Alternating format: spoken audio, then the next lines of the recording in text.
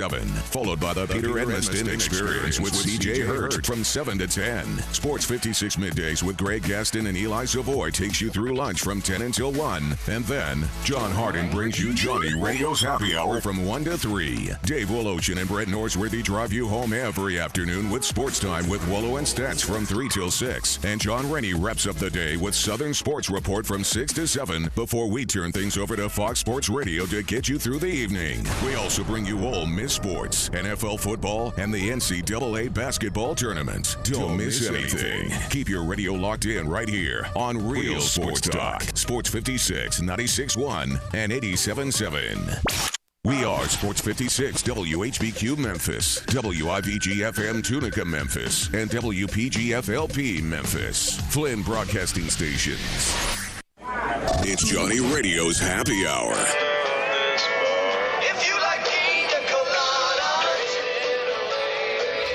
This hour is brought to you by MemphisFarmers.com. Insurance coverage backed by a local agent and a brand trusted nationwide. We are farmers. MemphisFarmers.com. Check it out right here. Ladies and gentlemen, and now, the 3 times sexiest man in Millington, Johnny Harden.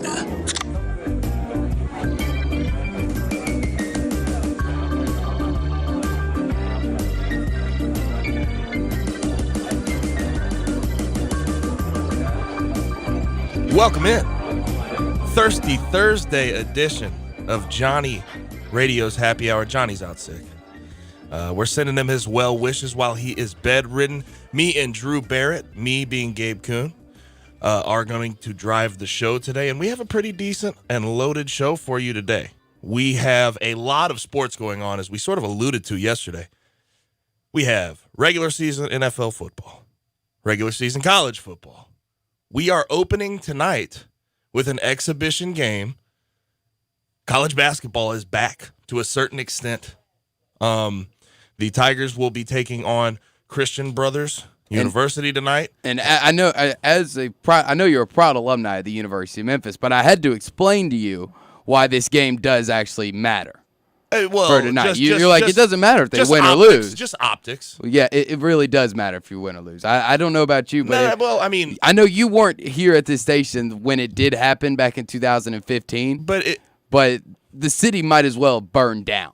Chaos erupted. I don't think there's any chance they lose like they did a few years ago. But anyways, I'm just thinking it's more of an optics thing. Like, it's not necessarily because it doesn't go on to a record. No, but the score matters. I told so they you should before. Win. What's the number tonight? What do they have to win by? I'd say anything under 30, there's panic. Okay, well there will be panic from some people out there if Memphis doesn't beat Christian Brothers by 30 plus points. Well, that tip off will be tonight at the Forum at about 7 p.m.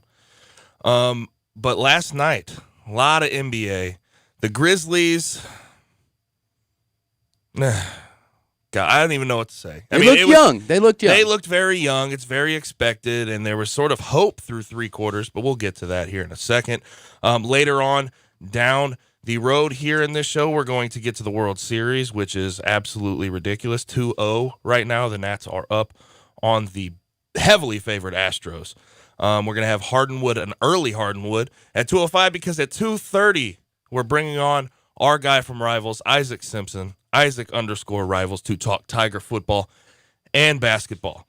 But we have to start here. Grizzlies at Heat last night. 3 quarters of what I would term as just meh basketball. Like, both teams made a lot of mistakes. After 3 quarters, the Grizzlies were leading in Miami, 84-83. But there was an absolute implosion of a fourth quarter. It was one of the ugliest quarters of basketball I've seen. And the Grizzlies ended up losing 120-101. In the fourth quarter, they were outscored 37-17. And when you look at some of the young guys, they did young things. Ja Morant, while he did have 14, 4, and 4, had a plus-minus of, get this, minus 29 and 6 turnovers. So there was things that we definitely understood about this team going into the year that definitely showed. last night. And there was definitely some bright spots as well. You look at Brandon Clark, 8-7, 1 block. He took 1 3-pointer. He made 1 3-pointer. He had a plus-minus of +6. Tyus Jones was very savvy last night. I thought he was a guy that sort of managed the game really well. He's a good facilitator, put himself in good positions. But all in all, I think we got proven last night that this season is going to be a long one. I think it's going to drag out quite a bit. That's one way to look at it. Another way to look at it, probably an irrational way to look at it, is road to 81 now. 81-1. I mean, come on. I mean, anything can happen. No, I'm not that naive. I'm not that gullible when it comes to Grizzlies basketball. But I do think you kind of saw what you expected to, and I actually think you saw a little bit more with how well they did start out the game. Did start out scoring 32 points in the first quarter. They were winning. Yes, and that's what's going to happen. Jimmy Butler list, by the way, yes. Miami Heat. Of course, but that's what's going to happen when you have a young team and guys trying to figure it out on the fly. I mean, there's no, and you see this in pretty much every sport now, there's no holding clipboards. There's no waiting back and learning under veteran guys.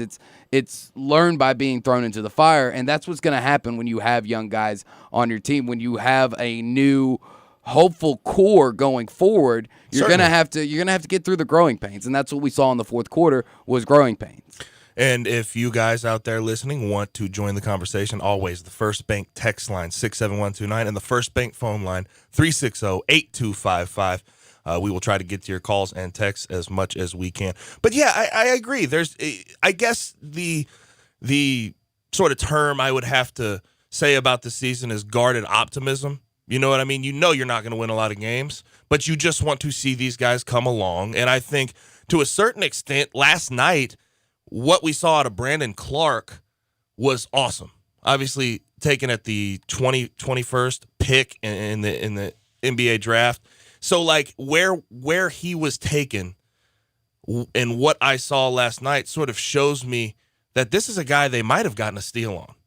Yeah, especially when you look back at the Grizzlies' past draft picks around that 17 to 28 mark. This is somebody, hopefully, I mean, like I said, we're only one game in. It's kind of hard to really overreact. A little overreaction Thursday. Yeah, but it seems like they got it right. And that's something that I think fans should be encouraged about, is that we have 2 first-round picks, and we seem to have made the right decision both times. I really do think, though, after watching last night, that Ja Morant sort of had a welcome to the NBA type of game. Defensively, Justice Winslow did about whatever he wanted to. I mean, he had 27, went absolutely crazy in the fourth quarter. Him and Kendrick Nunn just went to town on Dylan Brooks and Ja Morant all night, seemingly. But when I look at this team, I see some future sort of building. Like, I like what they're trying to do. Obviously, when you go into a game and sort of let it fly is your mantra, and you shoot as bad as they did from 3, you're not going to give yourself a chance. I mean, what we saw last night from 3-point range was absolutely abysmal. Honestly, I don't think you can expect anybody to win a game going 5 of 32 from beyond the arc. But the thing is, I mean, it's different. I think this is the first time, and we've heard it throughout the years. We're going to get away from grit and grind. We're gonna try to play faster. We're going to try to play the style that the NBA is accustomed to nowadays. And every single time, and within about 2 weeks of trying it, it doesn't seem like it's going to work. Now it actually seems like it could work. It could. Trying to keep the pace could work. I absolutely love the style of play, but I will say this. That roster right now is not fully built for that style of play. They can't shoot yet. They cannot shoot a 3-ball. Like, just truthfully, you had Jonas Valanciunas step out a couple times and try some threes. And I like the attempt. I like the thought process, because obviously the 3-ball is the winner nowadays when you're talking about NBA basketball. I mean, as the former University of Memphis head coach Josh Pastner used to say, it's the great equalizer. I mean, it really is. But right now, I think this year it's going to be a common theme that they cannot shoot. 5 for 32 obviously is a really bad night, but you can't expect them to, shoot 40% from 3. Like night in, night out, I think they're one of the worst shooting teams in the NBA, and that's just what it is for this year. And obviously, once there's again, optimism. let's not overreact. We're one game in. Let's see how we come back on Friday against the Bulls. See if you can average around 32% beyond the arc for the year. You're good. Off to a bad start. But my point is here, Jay Crowder's the main guy that is able to put up threes for that team. Like, he's one of the only guys that has a proven track record of being able to shoot the three ball. No one else, really. Like, Tyus Jones is not a shooter. Ja Morant, I think he could turn into one. He's not. Jaren Jackson looked bad last night. I think he will improve. But when you're talking about, say, Jaren Jackson Jr. being what? Your second in line as a 3-point possibility? Like, that's not great. And I think they better improve from 5 for 32 from 3, but and they will. I don't know how much. I just don't think this team is built to shoot the 3 at that type of rate at this point. I think they're going to improve. I mean, obviously, it wasn't 0 of 32. It was 5 of 32 for 15.6%. So you can always go up, and that's the way I think Taylor Jenkins is kind of using this season to go up and keep improving game in and game out. Might not win it. You're definitely not going to win every game, and probably won't win 2 out of 5 games. I mean, it's going to be a bad year. We know as far as wins and losses and scoreboards it's going to look bad, but I think that they're looking for the positives, the small little things that they improve on this year. Ja Morant improving his 3-point shot. If that means that means one night you need to take 15 of them, take 15 of them. Take enough shots until you get comfortable, until you get hot. And sticking with Ja, if that means not working on getting less turnovers, having 6 last night, hey. And the minus 29 has got to start. Hey, on Friday, let's get that down to 5. Next week, Let's try to work on 4. I mean, it's slow progress, but it's something that they're going to try to do. So you probably will see guys like Jaren Jackson Jr. and Ja Morant and Grayson Allen and other guys who they want to become shooters shoot as many as they want to because they want to get them comfortable doing it. Yeah, but Jaren Jackson, of course, last night was the second leading attempter from 3, and he went 0 for 6. I can't imagine that will stay like that. The Grizzlies ended up playing 12 deep. But my biggest bright spot from last night, and you can tell me if I'm wrong, I am a big Brandon Clark guy. 8.7 assists, 1 block. He's a stat stuffer. He's great on defense. He can switch. He can play multiple positions. He can bang in the post and then go out and guard your small forward. You know what I mean? He's a guy that is able to do so many things that, and stay with me here. I'm with you. At 21, where they got him in the draft, I feel in a certain way that he's sort of an unbustable, like he's not a like there's no way. No, it can't be a bust. He can bust. Pretty much a lottery pick if he's a bust. But anybody out of that, it's a gamble. This is a guy that they thought was going to be a lottery pick, but what I saw from him last night and his ability to do multiple things, he does dirty work. He's able to score if he can shoot that way. Obviously, he was 1 for 1 last night. He was very efficient in his scoring. If he can continue to do that, I just think this guy can be a really, really serious pickup for the Grizzlies down the road. No, I completely agree with you. I think Brandon Clark's going to be somebody that we see kind of emerge before the season. We kind of, when you start trying to build a core, it's going to be Ja and Jaren later on in the future. I think Brandon Clark can basically play himself into being one of those core members of the Grizzlies going forward. And we saw him do it at Gonzaga. We know the guy can play. It's the thing, I think the biggest question mark about him going into the draft was how well is his play going to transition. And I think we're now seeing that it transitions pretty well. And I think he was one of those guys, Mark Few at Gonzaga. How do you say it? Gonzaga or Gonzaga? Gonzaga. It's Gonzaga, right? Okay, but anyways. I always see that debate. That's always on Twitter. But anyways, I think what Mark Few said about him and his ability to, he only had 1 big year of major Division I college basketball, right? So this is a guy that I think can build. I think he's a hard worker, and I'm curious to see what he can turn into, especially with Mark Few during the whole draft process, talking about the fact that he thinks he could easily grow a jump shot. And from last night, I mean, if you're going to take one, make one. You know what I mean? And I thought it was beautiful. Obviously, we want to see more of that going forward. I think he will play himself into a lot more minutes, especially being a +6 in the plus-minus. When he's on the floor, good things happen for that team. He creates turnovers. He gets out in transition. He's really good at getting the outlet pass out to make sure that they can get in transition. I really like the kid, and I think that was really good. But elsewhere in the NBA last night, Mike Conley, absolute disaster of a first game with the Jazz. They won. They beat the Thunder 100-95 at home. But he had 5 points on 1 for 16 shooting. He was 0 for 6 from 3. What do you think, Drew? Do you think this is the altitude of Utah changing his shot a little bit? What's going on with him, man? No, I don't think it's altitude. I think one thing, just looking at it, trying to be as optimistic about Mike Conley. I mean, obviously we know how good of a point guard and good of a player he is. He's transitioning from a team in Memphis where he kind of had to do pretty much everything. Had to put up every shot, had to drop every dime for assists, and now he's got better playmakers around him, and I think it's taken him some time to transition back to being the Mike Conley that we knew growing up and growing into today's Mike Conley, where he was more of a facilitator. And here's the good news is they still won the game, and also he has Donovan Mitchell, Rudy Gobert on his team, and Donovan Mitchell went absolutely off. 32 points, 14 for 22 shooting. And that's sort of the good thing. But also when you look at who Mike Conley is as a player, doesn't turn the ball over all that much. Had 2 turnovers last night. And at least if you're going to go 1 for 16, don't be turning the ball over 6-7 times. And that's sort of who Mike Conley has been as a player. Obviously, the 1 for 16 shooting is not who he is as not a player. very good, but game in. But yeah, absolutely. If you're going to shoot that badly, don't turn the ball over as well.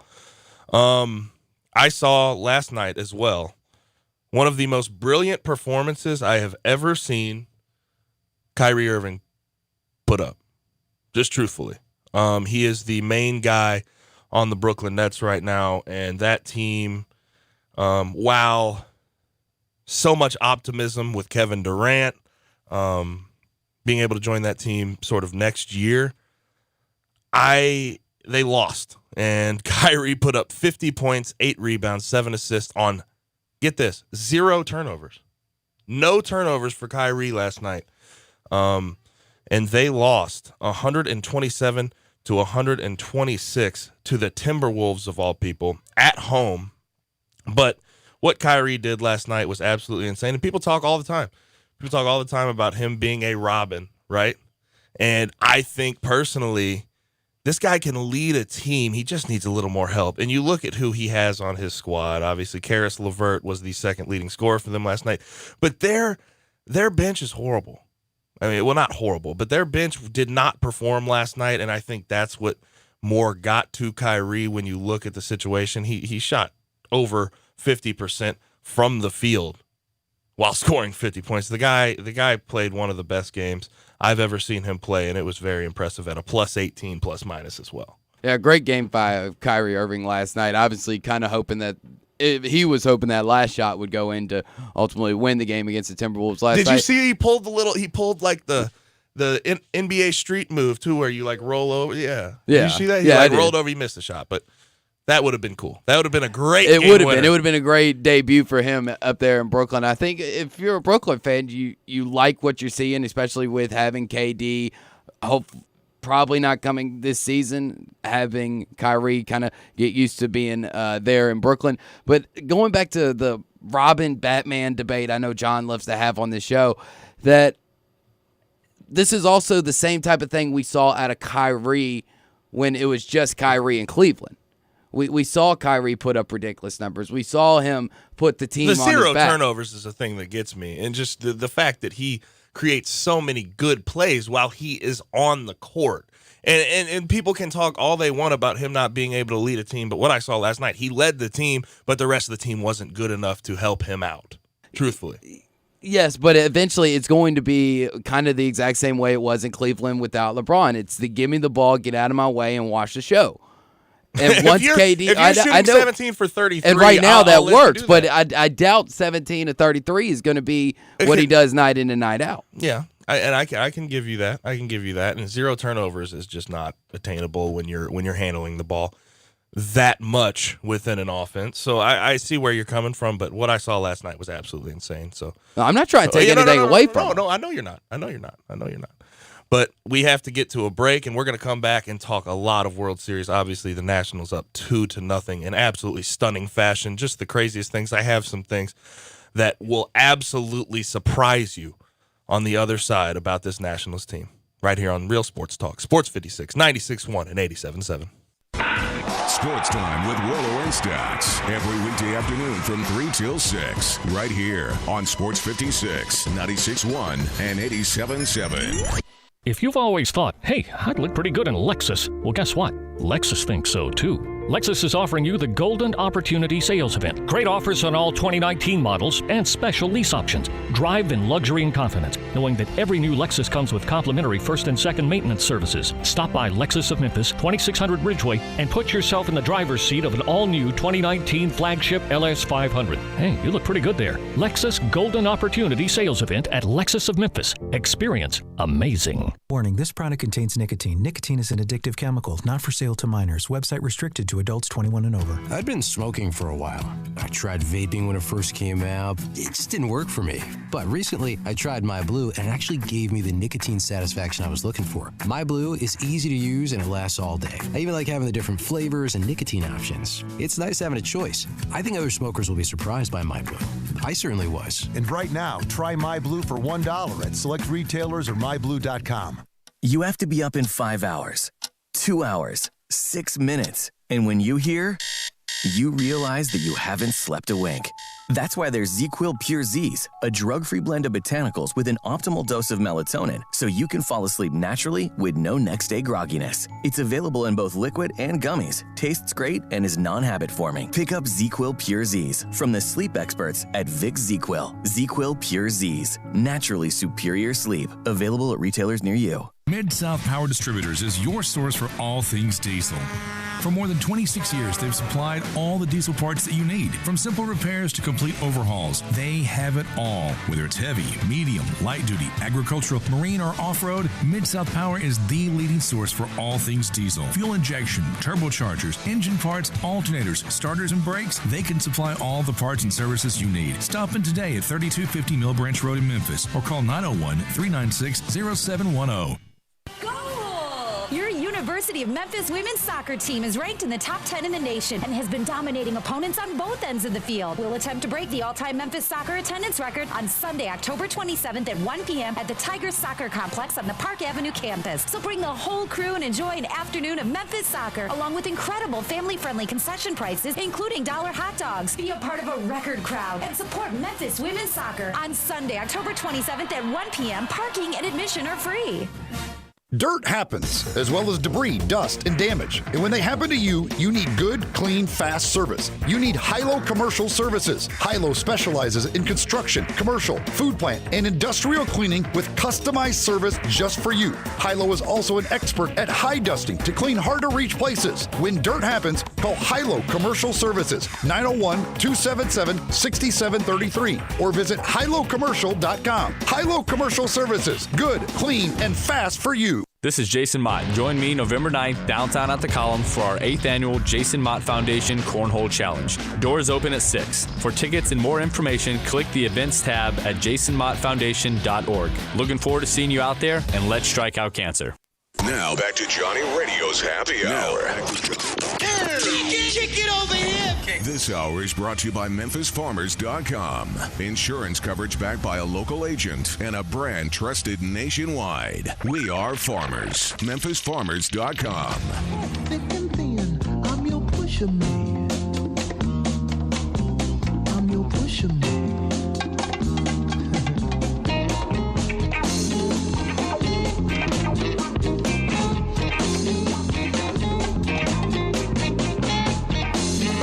Thank y'all for joining us on this Thursday, October 24th edition of Johnny Radio's Happy Hour. Johnny's at home sick.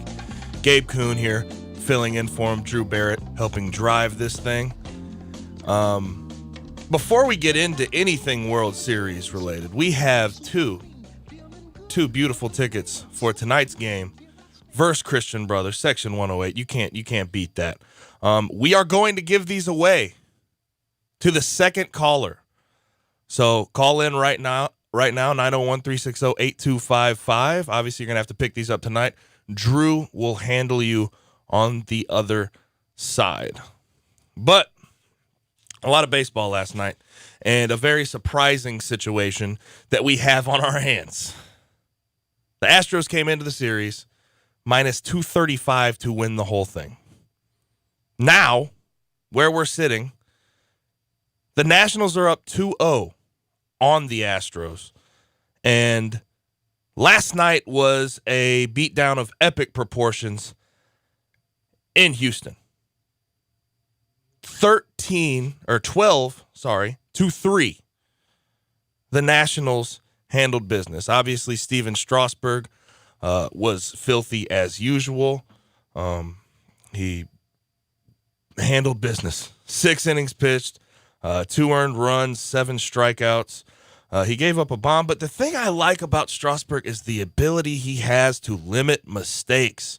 When he had, I believe it was the 5th inning or 6th inning when he had they walked somebody on. It was 1st and 2nd. He just finds a way to get out of these situations regardless. And, most of the time he keeps people off base, but when he gives up 7 hits like he did last night, he finds a way to limit, and it's just really cool to watch. He's filthy. But that was awesome. And I think when you look at this Nats team right now, they're so likable. They had so much fun. After every home run, they have a little celebration that that they made sure to show at every step of the way. They're the oldest team in the MLB by age. They're 30 years old by average. Obviously, it's skewed by Fernando Rodney, who's 42, by Kurt Suzuki, who broke the tie last night, may I say, who is 35. But this is just the most interesting foil when you look at both of these teams side by side.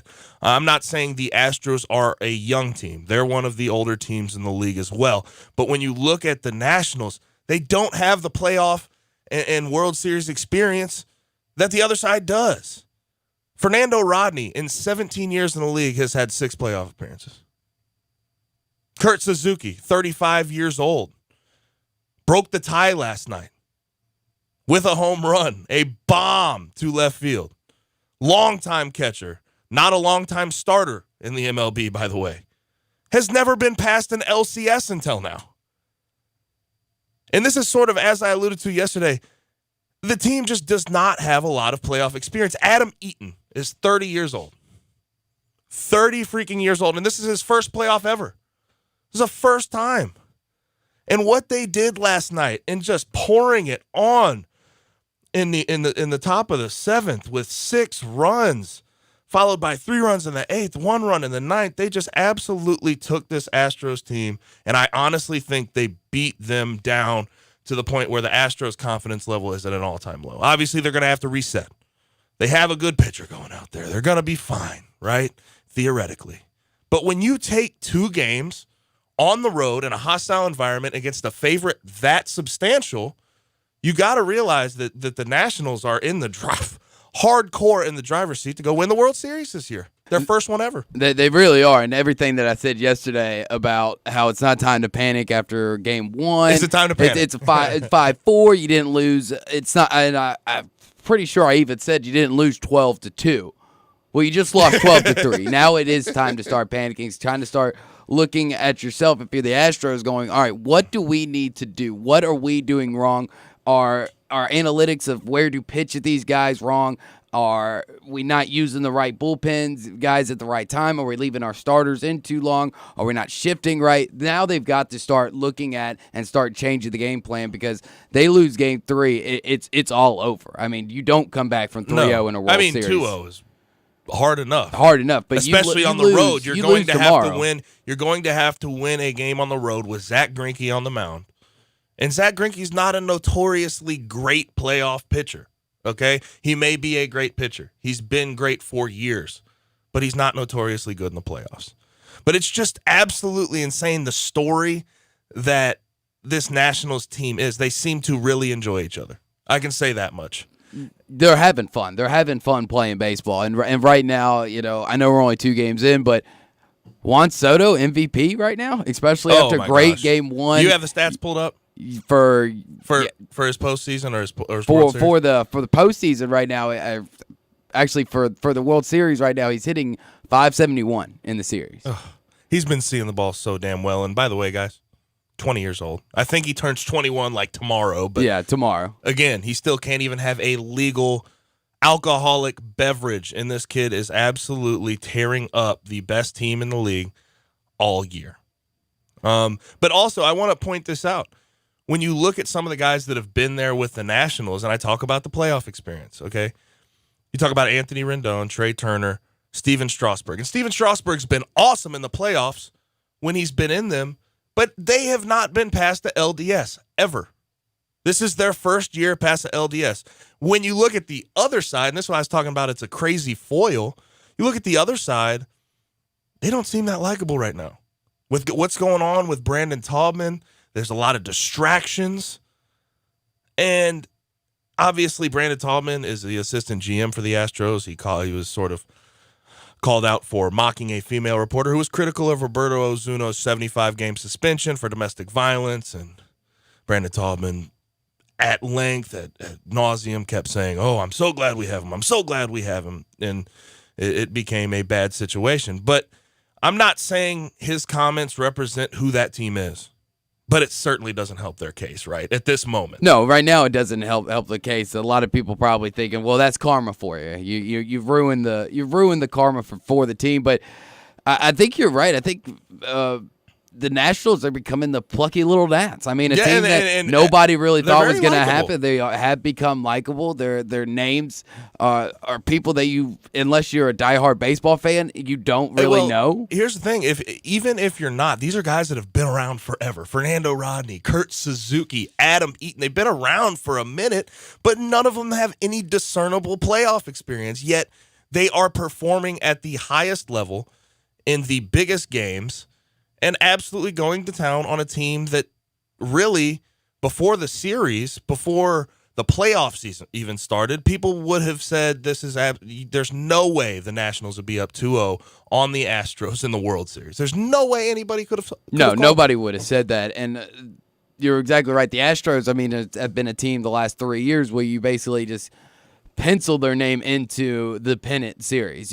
Maybe not go ahead and pencil them into the World Series, best pitching, some of the best hitting, great defense. I mean, they have all the 3 tools necessary to do it. Decent bullpen that didn't show last night. Speaking of the bullpen, I know that me and everybody else has kind of harped on the Nationals bullpen throughout these playoffs, thinking that that's going to be the thing that cost them. And it has cost them a few games going into the World Series, but what about that performance last night? I mean, basically, other than giving up the 1 run in the 9th after Strasburg pitches 6 good innings, their bullpen also comes to play. I will say this: when you're up 8-2 after Strasburg comes out, as a pitcher, I gotta think there's less stress on you. But at the same time, on the other side, no one was talking about the Astros bullpen with a full implosion. I mean, Ryan Presley last night comes in the game, goes 2/3 of an inning. 3 hits, 3 earned runs, 2 walks, and then after that, you bring in Josh James. Okay, he's going to stop leading. No, he goes 1 inning, 2 hits, 1 earned run, 3 runs. And also, I think there was a certain amount to be said about Alex Bregman and his errors in the top of the 7th. That did not help at all with the Astros trying to come back in that game. But I'm going to continue this sort of foil I'm talking about. These teams are, in my opinion, when I look at it, somewhat opposite in the fact that the Nationals are the oldest team in the league, no discernible playoff experience at all. But on the other side, you look at the Astros, they're not a young team by any stretch, but they have young guys. You talk about Alex Bregman, Carlos Correa, Yuli Gurriel. You talk about Yordan Alvarez. These are young guys that have been to and won a World Series in their first 5 years in the league. In their first 5 years. And they have the experience in the World Series, yet they're young to the point where I feel like they haven't been in this position in a World Series to this point in their career, and it's showing. Like Alex Bregman last night with 2 errors in the top of the 7th to basically put the game out of reach for the Astros, and it's a very interesting foil when you look at these two teams side by side. But the good thing is, if you are the Astros, and like you said, and they've been there before, they've been in playoff situations. I don't necessarily remember if they've ever been down 0-2 in the last 3-4 years with this core players that they have. But they know that it's not over. They can reset. Now they've got to figure it out on the fly on a plane to Washington D.C. today, but I think that they still have enough confidence to where, yes, I'm down 0-2, but we know who we are. We know what kind of team we have. We know we can dig ourselves out of this hole. We know we don't want to be in this hole, but we know we can get out. So that's something positive I think the Astros have to hold on to. With the way the Nationals are playing, it's hard to believe. Obviously, a night of rest could do anything. I think the Nationals came into this series very rested, and I think that's what you've sort of seen, and it's definitely helped. It's definitely helped their case. But obviously a night off tonight, and they will be flying to Washington. The Astros are down 2-0, having to play in Washington. This is not a good situation. Zach Greinke and Anibal Sanchez are the probable listed starters for tomorrow. And if they go down 0-3, I think it's basically over at this moment, personally. So I think it's going to be very, very hard for the Astros, especially considering you just had Verlander and Garrett Cole lose games. Like, I think it's going to be incredibly, incredibly hard for this team to come back. But we have Bill joining the First Bank phone line to talk. Looks like some baseball, some World Series action. What's happening, Bill? What's up, guys? What's happening? The one thing about baseball, at least, I mean, Astros, you're right. If they go down 3-0, it's going to be tough. But unlike basketball, I don't think it's impossible. But here's the thing. Their goal now is to get back to Verlander and Cole. This team offensively, now they've got a day off. They can sit down and analyze their approach at the plate. Because obviously the Nationals have outpitched what they thought they were going to do. They didn't look at the correct way. They're excellent. The Astros are an incredible lineup. They know how to hit excellent pitching. So they just had the wrong game plan, and they have a chance now to recalibrate. And I mean, I'm not an Astros fan. I'm a diehard Sox fan, but I have ultimate respect for both these teams. I think the Nationals are playing almost above their head right now. Yeah, they are. But what we talk about in the MLB playoffs at all times is the team getting hot at the right time. We see wild card teams win a decent amount. It's not like the NBA where you see an 8 seed go win. You don't see a bottom seed in the NBA or in the NFL go win the whole thing. Like when you look at this Nationals team, I think they were disrespected coming into the postseason. I think they have a good mix of some young guys who can swing the bat and some really, really old guys who have just a little bit of playoff experience. Obviously, these guys have not really been in a situation where they've been in. There's not a lot of guys with World Series experience. So I just think what we're seeing right now is really, really cool, man. I mean, more than anything, these guys have found a way, regardless of the situation, to be great at the right time. Well, the coaching staff of the Nationals deserves a lot of credit. I mean, one thing this team has done, and this year, talked about a few people, since the Harper Show has left, these guys have accepted team-oriented baseball. And there's no doubt. They had a lot of injuries throughout the season, and they all got healthy towards the end. This is when they made their run. This team has a lot of talent, more talent than that so-called normal hot wild card team. That pitching staff is ridiculous. Mm-hmm. Their bullpen finally found themselves, and excellent coaching there. But you're right; they have a lot of guys in that lineup that their job is to just get on base and keep, as they say, keep the line moving. Unlike I'm going to be the superstar and hit the 3-run homer because everybody wants me to do it. No, they'd say I'm going to get on base. I'll sacrifice if I need to.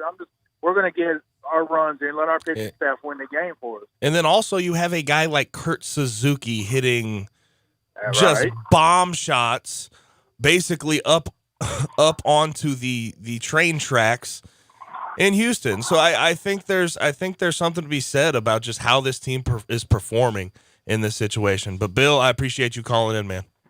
All right, man. And that's just how you do it, guys. 901-360-8255 for the First Bank phone line and 67129 First Bank text line. Hit us up. Join the conversation. But we're going to get to a break right here, come back with a little bit of NFL news surrounding Josh Gordon. Very interesting situation, by the way, brewing in New England. But we'll be right back right here on Real Sports Talk, Sports 56, 96.1 and 87.7. Search Sports 56 on Facebook and give us a like. And follow us on Twitter at Sports 56 WHBQ. Get your gun, Nelly, and saddle up Penelope. It's Western Trading Days at Sunrise Buick GMC. Old-time trading prices on over 700 new Buicks and GMC trucks, and the Sunrise Used Car Corral has over 500 in stock. Branch managers have been told to cut prices to the bone, and remember, you can bring your car to Sunrise Service no matter where you bought it. If you're a good person with bad credit, SunriseMemphis.com will help you put one of your brand on these little fillies. Free hot dogs and Cokes at the Chuck Wagon. Western Trading Days going on now at all 3 Sunrise locations. We make it fun to buy a car again. You have to be up in 5 hours, 2 hours, 6 minutes. And when you hear, you realize that you haven't slept a wink. That's why there's ZzzQuil Pure Z's, a drug-free blend of botanicals with an optimal dose of melatonin, so you can fall asleep naturally with no next-day grogginess. It's available in both liquid and gummies, tastes great, and is non-habit forming. Pick up ZzzQuil Pure Z's from the sleep experts at Vicks ZzzQuil. ZzzQuil Pure Z's, naturally superior sleep. Available at retailers near you.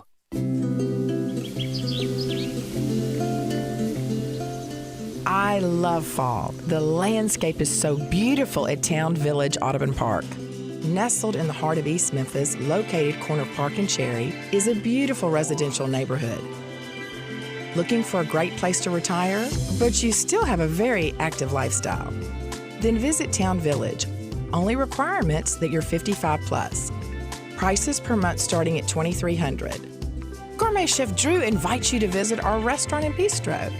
Package includes 3 complimentary meals per day, maid service, free local transportation, daily check-in, monthly coffee club, theme dinner parties, lots of fun. Visit us and call Daniel at Town Village Audubon Park at 901-374-7342. There's no place like home. Town Village Audubon Park. Hi, folks. Rob Walker, Infiniti of Memphis, and we've got a new Infiniti crossover vehicle that has raised the standard of comparison to a new level. Imagine having both sports car performance and eco-friendly efficiency on demand, working together to empower every driving experience. The result of 20 years of engineering, QX50's award-winning variable compression turbo engine is the world's only engine of its kind. Like 2 engines in one, it delivers a combination of power and efficiency that is truly in a category all its own, and only Infiniti has it. You'll never sacrifice performance for the sake of efficiency again. And the new QX50 offers more horsepower than its Audi, Lexus, and Mercedes competitors. Add to that QX50's award-winning sumptuous interior, and you have the best combination of performance and comfort in the mid-size crossover segment. Infiniti of Memphis, and online at infinityofmemphis.com. Sundays and Mondays are special at the Butcher Shop, celebrating over 35 years of serving the Mid-South by giving a big thank you to you, their loyal customers. You can come in, relax, watch your favorite games, and enjoy hand-cut steaks along with a premium bar. Sunday and Monday nights from 5 until 8:30, you can get select entrees for $25. That includes a salad, baked potato, and bread, and you don't have to pick one, you get all 3. Some of those entrees are 10-ounce New York strip steak, slow-roasted prime rib, Atlantic salmon with dill sauce, marinated grilled chicken breast, grilled boneless pork chops, and crab stuffed shrimp. Plus, all appetizers and desserts are 20% off. Don't forget, Hamburger Friday every Friday from 11 to 2. It's the best. The Butcher Shop, always a Memphis tradition. Call 901-757-4244, 901-757-4244 for more information, or just stop in at 107 South Germantown Parkway in Cordova. Now back to Johnny Radio's Happy Hour. Get over here. This hour is brought to you by MemphisFarmers.com. Insurance coverage backed by a local agent and a brand trusted nationwide. We are farmers. MemphisFarmers.com.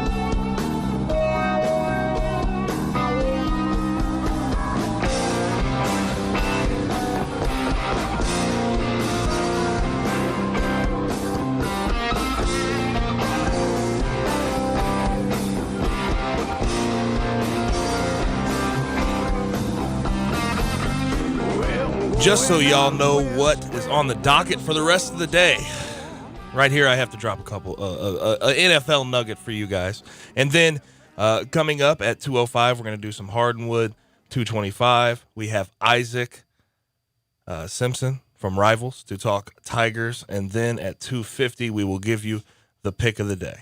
But among other things that happened last night in the world of sports, Ian Rappaport dropped some news about the NFL and Josh Gordon in particular that were very interesting. Josh Gordon has landed himself on the IR. It's the minor IR for the Patriots. The Patriots have decided to do this after Gordon actually had a situation where he had two bone bruises around his knee area, and then he was trying to come back.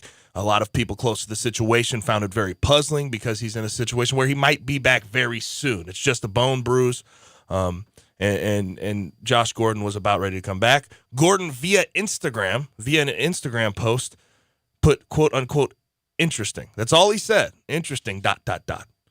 So it's definitely a puzzling situation. But this means upon his return from health, according to Ian Rappaport, he will be released from the Patriots. And another team could claim him off waivers and get him on their roster at any time after that. So I there's a lot of weird ways to look at this. I really think that the Patriots, it seems fishy. It certainly seems fishy. The Patriots might have something going on behind the scenes that we don't know about. Josh Gordon's Instagram post sort of saying interesting sort of leads you to believe that he was not expecting it at all. But this is a guy that could definitely go help someone on their roster. But when you look at what the Patriots have done in getting rid of guys, usually that's sort of the sign that if the Patriots can't handle him, who else is going to be able to handle him? That's sort of how people look at it. Yeah, I know, and especially with Josh Gordon's past, but for some reason, reading all of this stuff, I don't really find it to be that fishy from the Patriots, because the Patriots are the type of franchise and organization to where, like you said, if they get rid of you, it's one of two things. Either you're too much for even them to handle, or they're just done with you. They've picked up above you, and you know the Patriots aren't a very loyal franchise. Once you've done your goal for them and you've reached the max that they think that you're going to do for them, they're not afraid to get rid of you. But this is my point: is they do things in such a manner that it seems fishy, just because, like, going through, if you talk to any of these NFL draft people, if you talk to any of these people going through that process, the New England Patriots are consistently very closed. They don't talk to anybody. They hate dealing with the media. They've had a lot of fishy things go on in the past.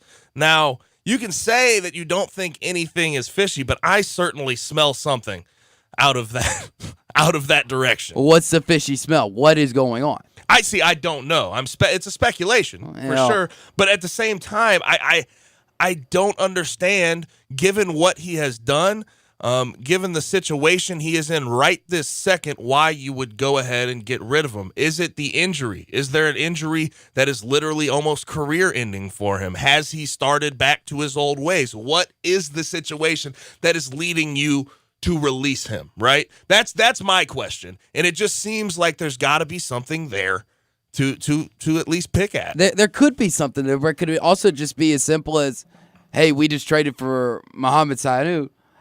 We think we've got something better. Here's an opportunity for us to drop somebody. Let's just go ahead and drop him. That way we can give him more catches. We can spread the ball around a little bit better. It's just there's so many things that it could be that, and with the Patriots being so secretive about it, we don't know exactly what it is. Of course. They could be being nice to Josh Gordon, saying, hey, we just brought in a new wide receiver. Your touches are going to go down. Being nice to Josh Gordon. We don't know. I'm just saying it could be. I doubt it, but it could be. We're being nice to him. Hey, you go out and find you another team where you can be productive, where your touches won't go down. I'm not buying that, but be that as it may, I don't have to buy it. I don't know the situation fully at this moment, but the funny thing is, and in pure New England Patriots fashion, they got a lot, to be honest, out of Josh Gordon in his short time there, right? This guy caught for 1,007 yards in seemingly 10 games with the Patriots and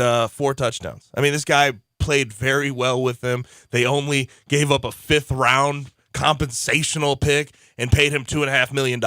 And this is just how they continue to do things. They're really good with their money. They find roles for people. And I think that's more of the story, is the fact that they got something out of a guy that no one else could find any value out of. And that's what the Patriots continue to do. And that's why I think everybody could find value for him. It was just with Josh taking the risk on him. And it takes an organization like the New England Patriots that have a reputation and a earned reputation of being a no-nonsense organization, a no-drama organization. We're not going to tolerate any misbehaving, misconduct, anything that sheds bad lighting on us. We're not going to let in that door. And if that's not okay, then there's the door. Go find you another team that's willing to take a chance on you. But obviously there wasn't, so he had to play by the rules. And I think with players like Josh Gordon, who are multiple rule breakers and offenders, you need an organization like that to rein them back in. And obviously, man, Josh Gordon, an incredible talent. Obviously, 2015, 2016, he missed the season due to violations of the league's substance abuse policy. In 2013, he had 87 receptions for 646 yards and 9 touchdowns, a long of 95. This guy, yards per game, if we're going by that, that's 117 a game. This guy is a enormous talent, and he has found a way within that system to do well, but it just seems a very abrupt ending for the Patriots and Josh Gordon. And I'm thinking now, going forward, is someone going to go take a chance on him, claim him off of waivers? I think somebody will, because I think he's behaved himself well enough in New England to show that he's turned anew. Okay, you just said he behaved himself in New England to show that he is that he's capable of behaving himself. This goes back to my first point. Then why are the Patriots deciding to go in a different direction? What has he done to them besides, play well on the field and try to behave himself and work on his mental health while he's been there? That's all we know, right? So this whole situation just seems interesting to me. But again, I think, a lot of times when guys get dropped by the Patriots, a lot of other teams sort of take notice and sort of think maybe it's not worth it. So I wonder if someone's going to go and take a chance on him. Honestly, to me, it just seems that the simplest explanation is the right explanation in this point. They just traded for a great wide receiver from Atlanta. The wide receiver room's getting too crowded. We didn't have that much invested in him. He's going to be fine. Let him just go to another team, and we're good. Okay. It might be that simple. But, history would sort of lend itself with this guy to say maybe that's not the whole story. We'll have to see if anything comes out of this story in the coming weeks. We're going to get to Hardenwood next, and I think we have another Patriot with a very interesting situation on our hands. Adam Schefter reported some things that we really, really have to let you know about the NFL. Coming up next, we're going to get to Hardenwood. You lock the door, throw away the key. There's someone in my head, but it's not me.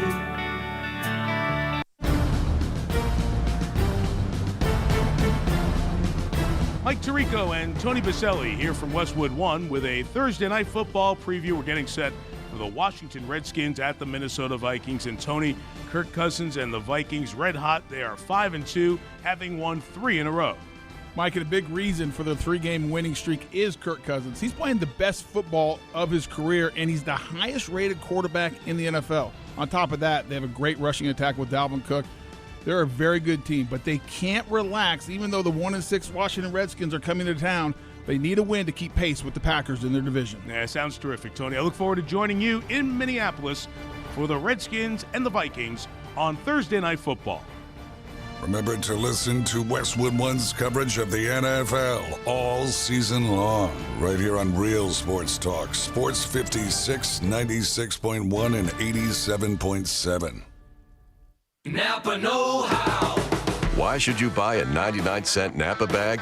Because it's no ordinary bag. It can save you 20% on 3 or more items you can fit inside.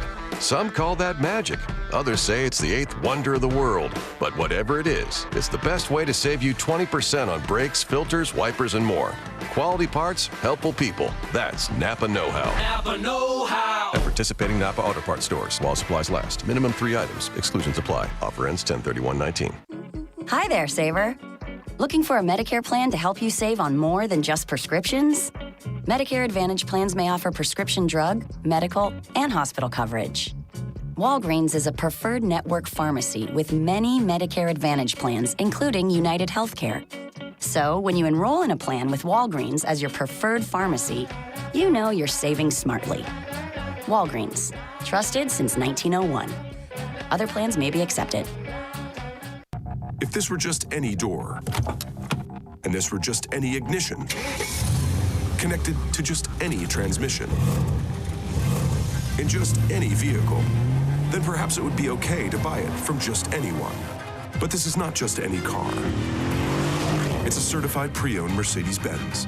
Every detail has been inspected and road tested by highly skilled Mercedes-Benz technicians, and it's all backed by an unlimited mileage warranty, which makes the decision of where to buy one simple. Your authorized Mercedes-Benz dealer. The certified pre-owned sales event going on now through October 31st. Come in today and enjoy a credit of up to $1,500 towards your first 2 payments through Mercedes-Benz Financial Services. Because in the end, it's absolute confidence in genuine Mercedes-Benz parts, or it isn't. It's either Mercedes-Benz certified pre-owned, or it isn't. See your authorized Mercedes-Benz dealer for complete details and limitations on credit towards your first 2 months payment and certified pre-owned warranties. You have to be up in 5 hours, 2 hours, 6 minutes. And when you hear, you realize that you haven't slept a wink. That's why there's ZzzQuil Pure Z's, a drug-free blend of botanicals with an optimal dose of melatonin, so you can fall asleep naturally with no next-day grogginess. It's available in both liquid and gummies, tastes great, and is non-habit forming. Pick up ZzzQuil Pure Z's from the sleep experts at Vicks ZzzQuil. ZzzQuil Pure Z's, naturally superior sleep. Available at retailers near you. Fall is fast approaching, and you know what that means. Time to start thinking about covering your pool. The best way to protect your pool, your loved ones, and your pocketbook is with a safety pool cover. Mario's Pools on Exeter and Germantown has the best advertised price on all pool safety covers, solid and mesh. Keep your pool looking great year after year.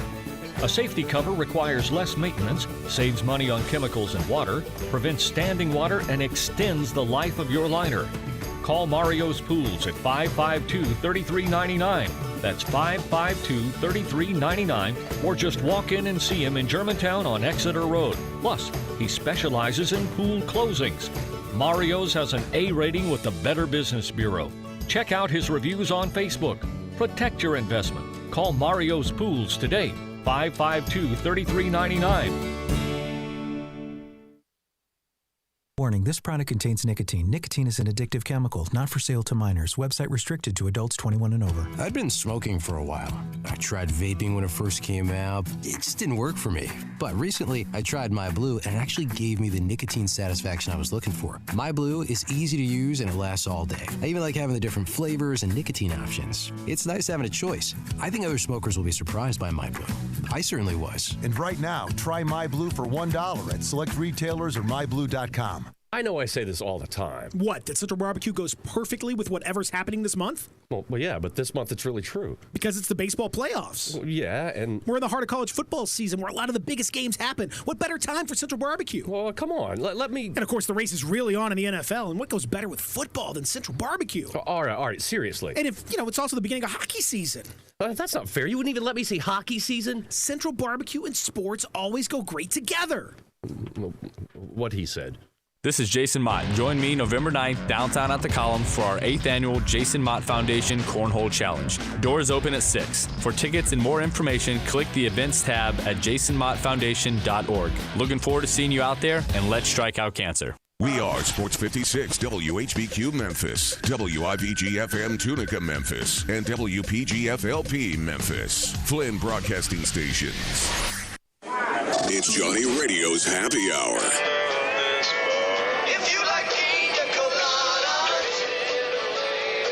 This hour is brought to you by your CBD store, your one-stop for all your natural, organic, and non-GMO CBD products, where good health hits home. Get out right here. Ladies and gentlemen. And now? Now, the only man to ever win the World Series of Poker with a Scrabble board, Johnny Harden.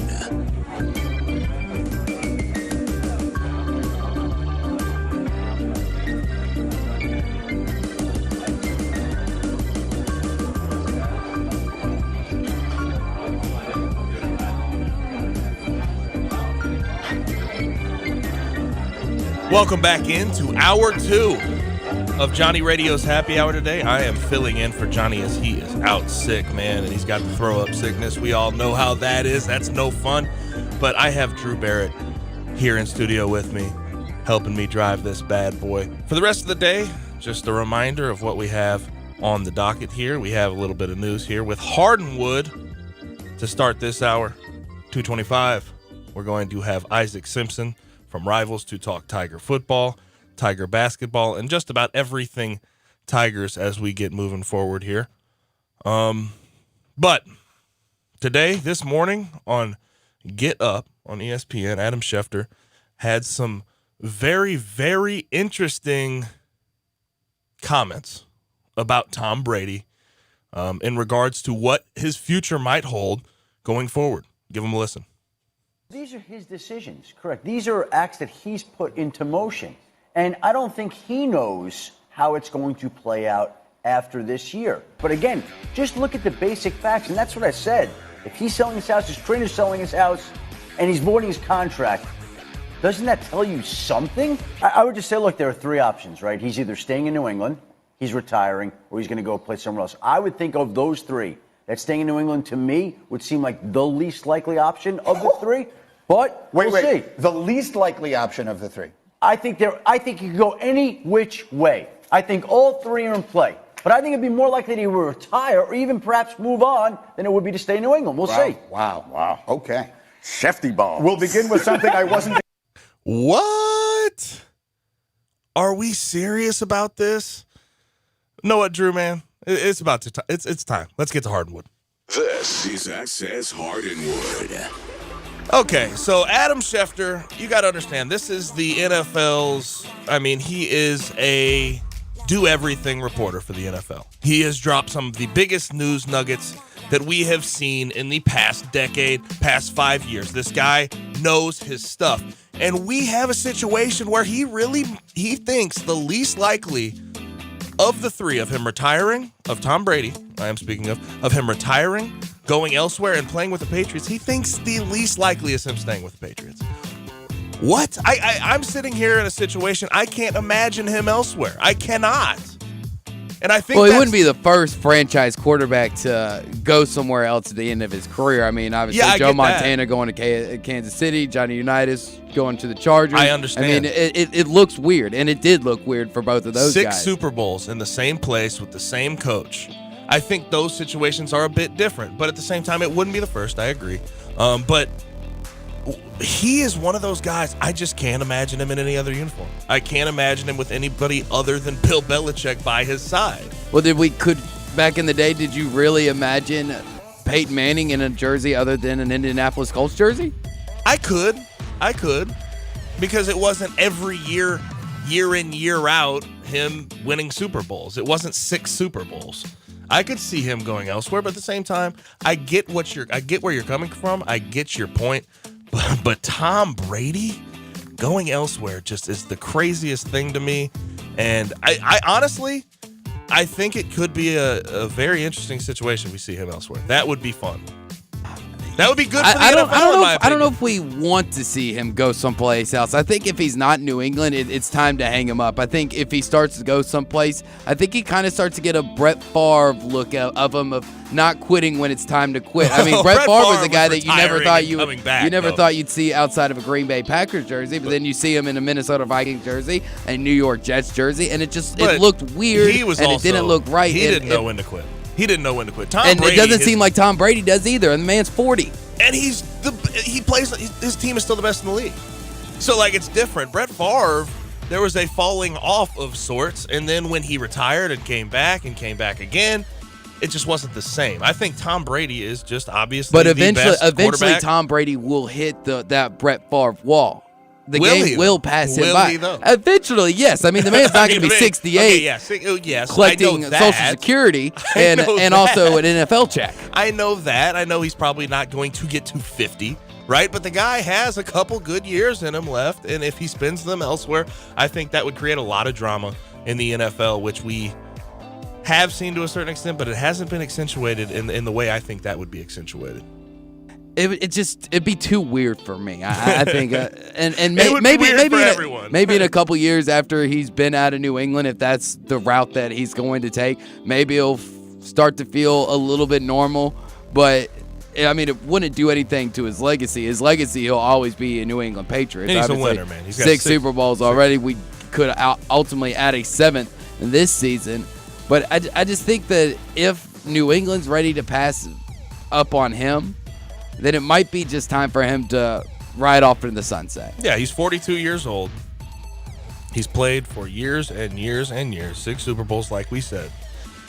It'll be very weird if he goes elsewhere, but again, according to Adam Schefter, it's not out of the realm of possibility. And I think that's something we need to keep our eye on going forward. Let me know at 67129, how weird would this be for you? Tom Brady elsewhere. Would that be a weird situation? Or also, you could let me know where you would like to see him. That would be a really cool situation. I think any fan base would be happy to take Tom Brady. Yeah. Even if it's on a one-year basis. I don't necessarily think he fits in with everybody. I'll say that. But moving on, I saw a very funny story this morning about 7'6" Taco Fall. Plays for the Celtics. He was apparently in the morning. He was washing his hands at the Celtics facility, and he banged his head on a low, quote-unquote, low ceiling. I'm sorry. A normal ceiling. That's what I'm saying. I'm sorry. This dude's 7'6". We're not calling it a low ceiling. Like, we can't change what normal is because he's 7'6". Not everyone's 7'6". But regardless, he didn't realize, he didn't think anything was wrong. Didn't think there was a problem until he went to sleep, woke back up feeling really groggy, really weird. He has entered concussion protocol for and you always think of like really tall, lanky dudes being like clodhoppers, like uncomfortable, like they don't really know how to handle themselves. Move their limbs. Yeah, move their limbs. And this is sort of another example. You get a concussion hitting your head from washing your hands at a facility. Like, but anyway, back to this low ceiling thing. That's not a low ceiling. No, I doubt it's a low ceiling. Like, I'm 6'4", I hit my head on a low ceiling. You can call it a low ceiling if I hit my head. But when you're 7'6", no. We don't give you that. It's not a low ceiling at that point. That is a normal ceiling. But moving on elsewhere, Fletcher Cox he had to fend off a bat-wielding home intruder, and he used his shotgun to do it. He didn't shoot it. But the defensive tackle for the Eagles grabbed a shotgun to scare off a man trying to enter his home last week. Any guesses, Drew, to why this man was entering his home? I'm going to guess he's on drugs. Not at all. He was absolutely irate about a woman. The woman was in It's always drugs his or women. house. Corbin Nima arrived at Fletcher Cox's home with a baseball bat in hand looking for his ex-girlfriend who he believed was inside. Later, he took the bat to her car, which was outside of Cox's home. So I think we know who was inside.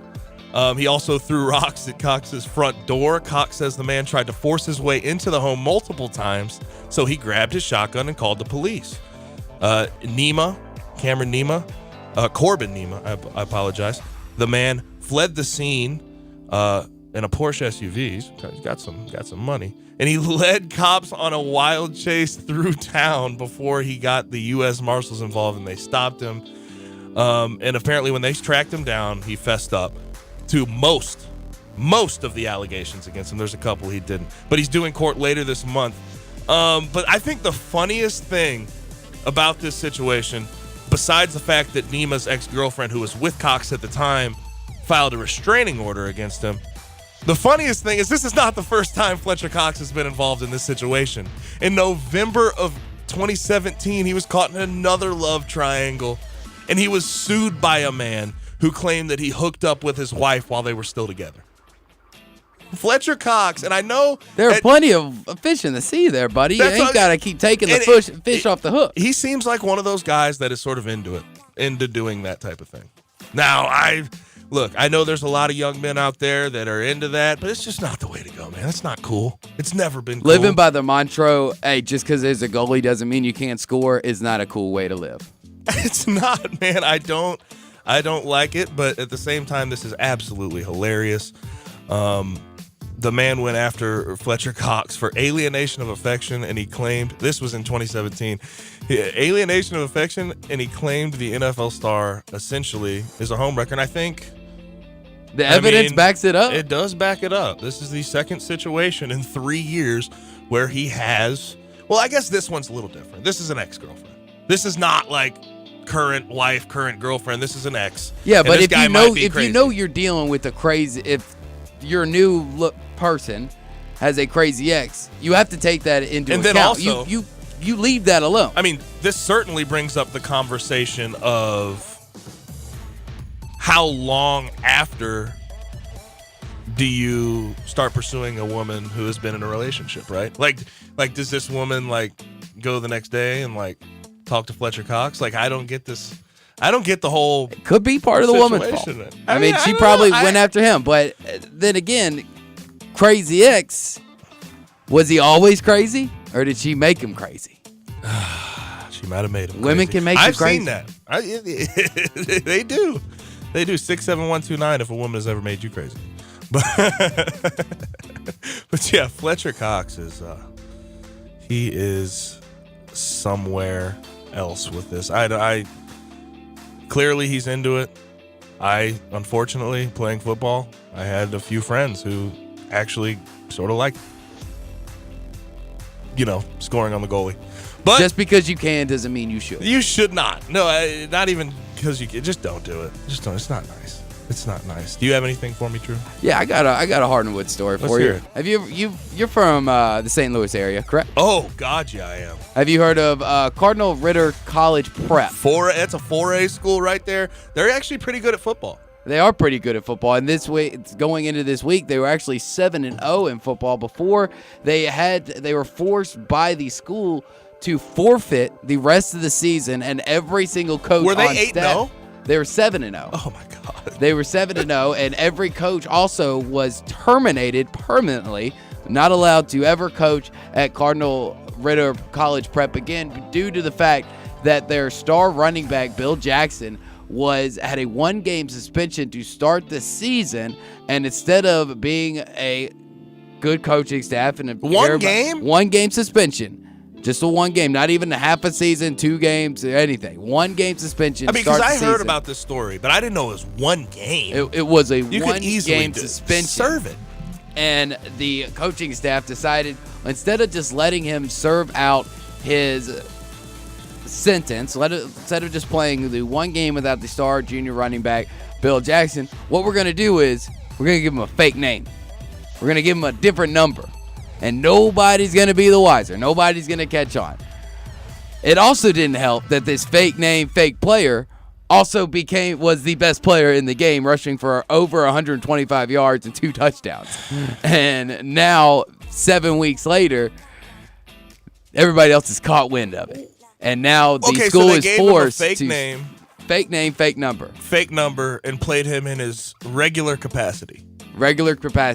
And he's their star guy, basically. Yes, and the reason why he was identified, one major reason why they didn't get away from it is because of Jackson's right arm tattoos was the exact same tattoos as the quote-unquote freshman Marvin Burks, the fake name they gave him. And apparently his right arm tattoos are so unique and they didn't cover them up with all the different arm sleeves, tape that they have nowadays, that people were able to recognize Marvin Burke as the suspended Bill Jackson. And now every coach is fired. Every player on the team can't finish out the season.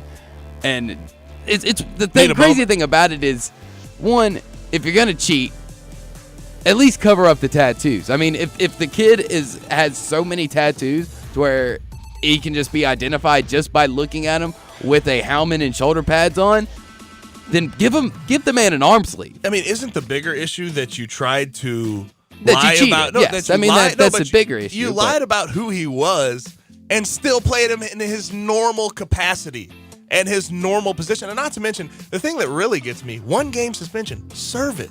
It's just 1 game. Yeah, don't try and give yourself an advantage in that 1 game. I don't really care the situation. You would have avoided so much had you just sat him down. And the only reason he was serving the 1 game suspension is because he got ejected from the state championship game last year, which made I don't know we have TSSAA here. What do y'all call it in Missouri? What's the high school thing? MSHAA. MSHAA. MSHAA. Is what I had we call to it. give him a 1 game suspension because if you get ejected from a game, you have to serve a game suspension, which he had to do to start off the 2019 season. And that team won state last year, if I'm not mistaken, too. Yes, they did. They won the 3A state championship last year. You probably could have sat him down and still gone back to state. You're a team that looks like you're in a situation to be able to do that. And correct me if I'm wrong, this is a college preparatory place, right? Yes. So, what are you teaching these kids? Don't do that. Just let him serve the suspension, man. Now you're in a situation where you have to go hire a new coach who Not just a new coach, an entire coaching staff. Yeah, but that coaching staff clearly had some juice. They were pretty good. I mean, they won a state championship and they had a team at 7-0 before they decided to cheat. I mean, how good was this school when you were up playing high school football? Here's the thing. Cardinal Ritter has always been a team that has a lot of college prospects. They get a lot of Division I talent out of there, but they are a lower level school, so they didn't necessarily get the hype, get the adoration that a lot of the bigger schools, because it goes to 6A. In Missouri, they were 4, and I think they got to 3, and they've been going back and forth for years. But no, they've been okay, but they were more about talent than they were about results necessarily. They never really were until now, they never were a big sort of statewide winning. Yeah, they weren't. Well, they produced. won. They won, but they never won a state championship. So I'm getting at. They were never in that conversation. But dang, wow, that's a good one. That's a good one, Drew. Thank you for that. You're welcome. Thank you for that. And I knew part of that story because that is where I am from, is St. Louis, but I didn't know the rest of that. Cardinal Ritter is in deep, deep trouble. But now we have 2 more tickets to tonight's game. 2 more. If you're watching the live stream, you'll see me holding them up. Section 108, 2 more tickets to game 1 of the season. Exhibition against Christian Brothers tonight, 7 p.m. We will be giving those to the handy old first caller. If you're the first caller, you get the tickets. and you have to come pick them up today here at Flynn. By 5, obviously. You have to come pick these up by 5, but it's worth it. We get to see this top recruiting class actually play. We get to see James Wiseman, Precious Achiuwa, Boogie Ellis. All these guys get to play tonight for the first time. Obviously, they had their Bahamas trip, but James Wiseman and Precious Achiuwa were not playing. So this is definitely worth your time, definitely worth your deal. I think Drew already has a winner. But when we come back, we're going to have Isaac Simpson to talk everything Tigers. Tiger football, they're playing Tulsa. Tiger basketball, they're playing CBU tonight. So make sure you keep it locked right here on Real Sports Talk, Sports 56, 96.1, and 87.7. Greg Gaston and Eli Savoy get you through the midday with Sports 56 Middays. Delivered by FedEx. Weekdays from 10 till 1 on Sports 56, 96.1, and 87.7.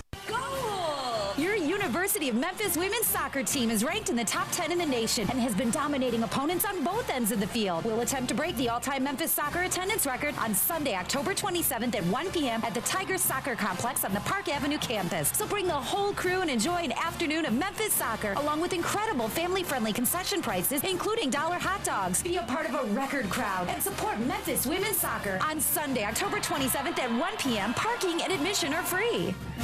Warning, this product contains nicotine. Nicotine is an addictive chemical, not for sale to minors. Website restricted to adults 21 and over. I'd been smoking for a while. I tried vaping when it first came out. It just didn't work for me. But recently, I tried My Blue, and it actually gave me the nicotine satisfaction I was looking for. My Blue is easy to use, and it lasts all day. I even like having the different flavors and nicotine options. It's nice having a choice. I think other smokers will be surprised by My Blue. I certainly was. And right now, try My Blue for $1 at select retailers or myblue.com. Step up your wings game at East Coast Wings and Grill. With 60 wing flavors and 7 heat indexes, do you have what it takes to turn the heat on your wings up to insanity? East Coast Wings and Grill is family friendly with a large variety menu to satisfy the whole bunch. Sign up today for their loyalty program and taste the rewards. For every dollar you spend, you collect a point. Earn 100 points and receive a $5 reward. Next to Lowe's off Highway 64 in Bartlett, come try America's best wings at East Coast Wings and Grill. This story is called The Ugly Truth About Timeshare. If you think you've done your family a favor by buying a timeshare, you need my help. Hello, I'm Chuck McDowell, CEO and founder of Wesley Financial Group. 10 years ago, I started helping folks cancel their timeshare contracts, and in the process started what's now called the timeshare cancellation industry. Timeshare is the only thing that you can buy that you can't tell me how much it's going to cost or when it's going to end. When you buy a timeshare, you give them a blank check to fill out any amount they want for annual maintenance and assessment fees. Sound crazy? The crazy thing is, this never ends. Stop the insanity today. Call my office now. I guarantee if we can't cancel your timeshare contract, you'll pay nothing. Were you lied to when buying a timeshare and want out? Get the facts about timeshare cancellation. Call Wesley now for your free information kit. 800-542-7711. 800-542-7711. 800-542-7711. DeSoto Auto Sales specializes in late model cars with low mileage. They have the highest standards in the car industry. All of their cars are test-driven, checked out from head to toe. Unlimited inventory, every make and model. And if it's not on the lot, they'll find it for you. Walk in the door of DeSoto Auto Sales, 5704 Goodman Road. Within 45 minutes, you can test your car, get credit approval, and finish paperwork within an hour. No shortcuts at DeSoto Auto Sales. Kind, courteous employees, a down-home environment. DeSoto Auto Sales cares about your time. Lowest prices in a 350-mile radius. We're living in a world today where time does matter. Visit them online. Check out their referrals. DeSotoAutosales.com. Very proud to serve DeSoto County and other surrounding areas. DeSoto Auto Sales, 5704 Goodman Road. Call 662-890-7184. 662-890-7184. Come on down to DeSoto Auto Sales. Hey, Tiger fans, this is John Stacy of the Blue and Gray Show. You can hear Drew Barrett and I talk Tigers with Tigers every Sunday at 5 right here on Sports 56, 96.1, and 87.7. Drew, who do we got in the studio with us this week? This week on the show, John and I are joined in studio by former University of Memphis Tigers wide receiver Joe Craig as we break down the Tulsa game and get you ready for the big AAC matchup against SMU. Thanks, Drew. We'll be here Sunday on Sports 56, 96.1, and 87.7. The Blue and Gray Show, where we talk Tigers with Tigers. Now back to Johnny Radio's Happy Hour. Let's go! This hour is brought to you by your CBD store, your one-stop for all your natural, organic, and non-GMO CBD products, where good health hits home. Here's Johnny Radio himself, John Harden.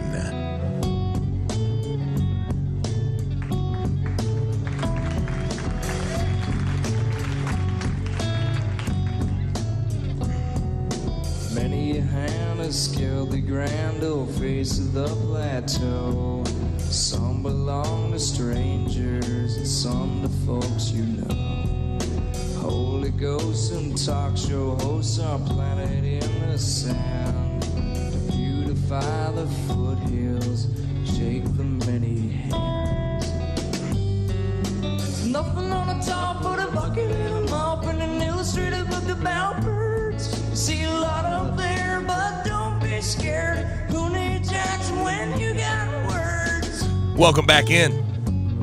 We're here.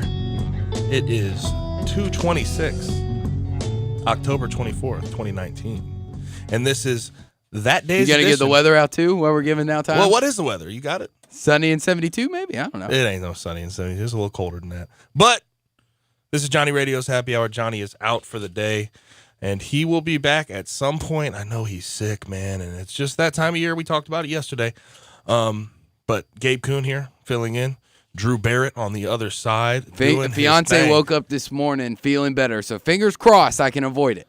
But it usually hits you like 3 days, 2 days It probably later. will. You know You're what I right. mean? And that's what John was saying. Because John went down to Tunica, and there was a guy all snotted up and, sneezing and coughing on him, and it took like 2 more days to get there. I have to give a shout-out to my good buddy Cliff.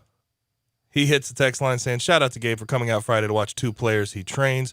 Much love to Gabe. You know what? I was glad I went out there.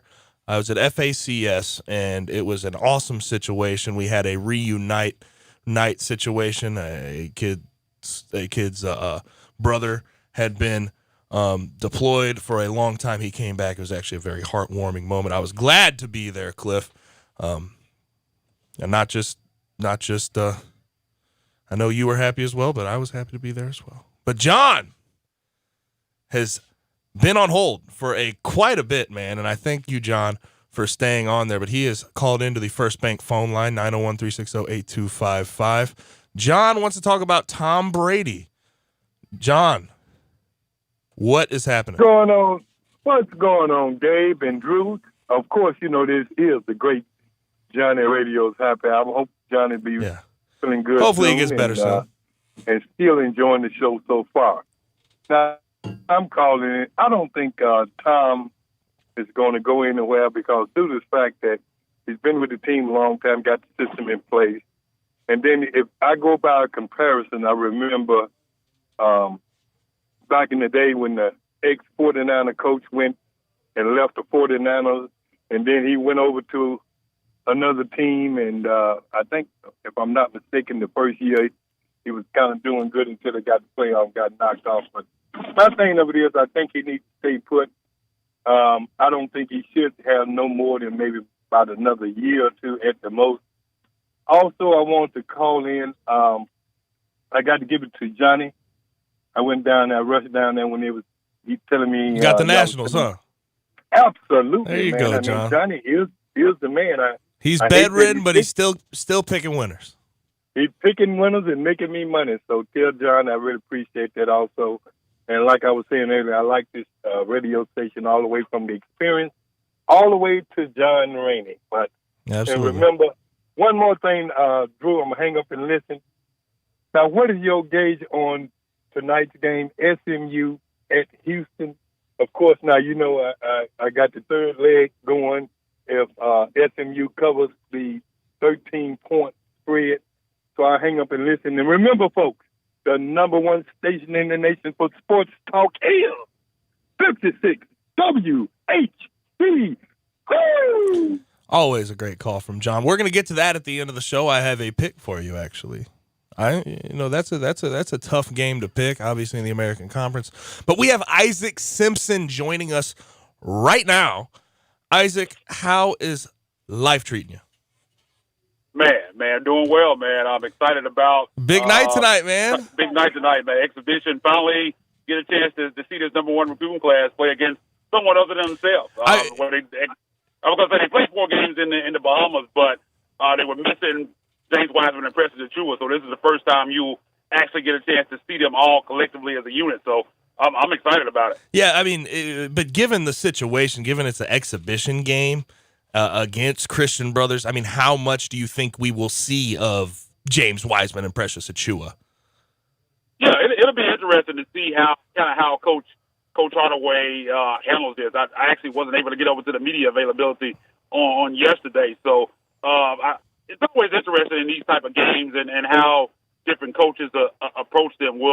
How much of their hand will they show? Will the starting lineup that we see tonight be starting lineup we see on opening night, for instance? But I think it's an opportunity for this coaching staff to kind of mix and match, try different lineups, see what guys they like on the floor together in certain situations. So I think it's more about that than the actual game itself. I don't think that Memphis is really worried about anything Christian Brothers are going to do. Christian Brothers is so long been synonymous with the Princeton offense. Mike Nienaber is now gone down to Delta State to take that job. I talked with CBU head coach John Riley earlier this week, and he said he doesn't know anything about the Princeton offense. He's a defensive first, a blue-collar type of guy, so I think we're going to see kind of a different look from CBU than you're used to seeing. So it's going to be interesting, but I'm excited about to finally see these guys lace them up on the home floor. Nobody could possibly forget 3 years ago when they took a loss in this early season. It was 4 years ago. 4 years ago. Yeah, I don't think I remember exactly where I was sitting. I know exactly. I certainly don't think we will have anything close to that.